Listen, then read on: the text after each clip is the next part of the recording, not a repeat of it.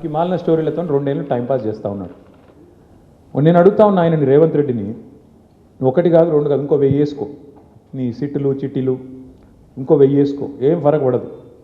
మేము మాత్రం నీకు కొద్దిగా ఉంటే కొన్ని రోజులు శునకానందం ఉంటుంది, కానీ మేము మాత్రం నేను వదిలిపెట్టాం.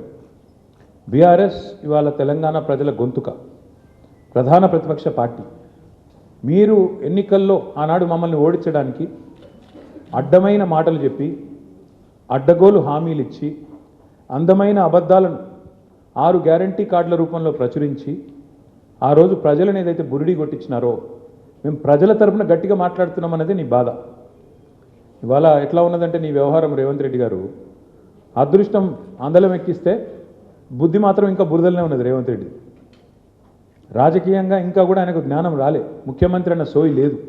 తెల్లారి లేస్తే కేసీఆర్ గారిని తిట్టడం, మా పార్టీ నాయకులను తిట్టడం, పనికిమాలిన బూతులు మాట్లాడడం, పనికిమాలిన పని చేయడం తప్ప. అందుకే అంటున్నా నేను, అదృష్టం అందలం ఎక్కించినా బుద్ధి మాత్రం బురద బుద్ధే రేవంత్ రెడ్డిది. అందుకే ఈ దిక్కుమాలిన పనులు చేస్తూ ఉన్నాడు.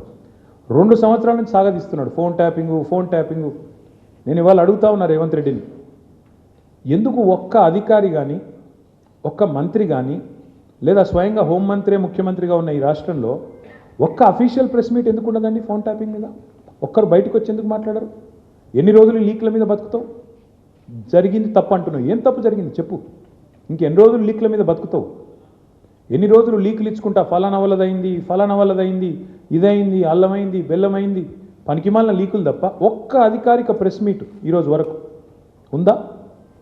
సిట్టు కానీ, ఇంకోటి కానీ, లేదా మంత్రులు కానీ, ముఖ్యమంత్రి కానీ ఒక్క మాట అధికారికంగా చెప్పిన పాపన పోయినరా? ఏంది ఫోన్ ట్యాపింగ్? ఎవరి ఫోన్ ట్యాపింగ్? ఎక్కడ ఫోన్ ట్యాపింగ్? ఏం జరిగింది?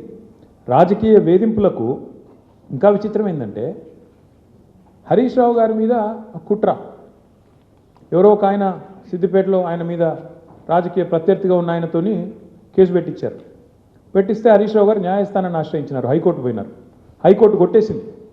కొట్టేస్తే ముఖ్యమంత్రి గారు ఆయన ఆరాటం ఎట్లాంటిదంటే హరీష్ రావు గారిని జైలుకు పంపాలని సుప్రీంకోర్టుకు పంపించినాడు ఈ కేసును. హైకోర్టు కొట్టిస్తే ప్రభుత్వ పైసలతోని, ప్రభుత్వమే పెద్ద పెద్ద న్యాయవాదులు, గంటకు ₹1 కోటి తీసుకునే న్యాయవాదులను పెట్టి ప్రజల పైసలతోని సుప్రీంకోర్టుకు పోయినాడు.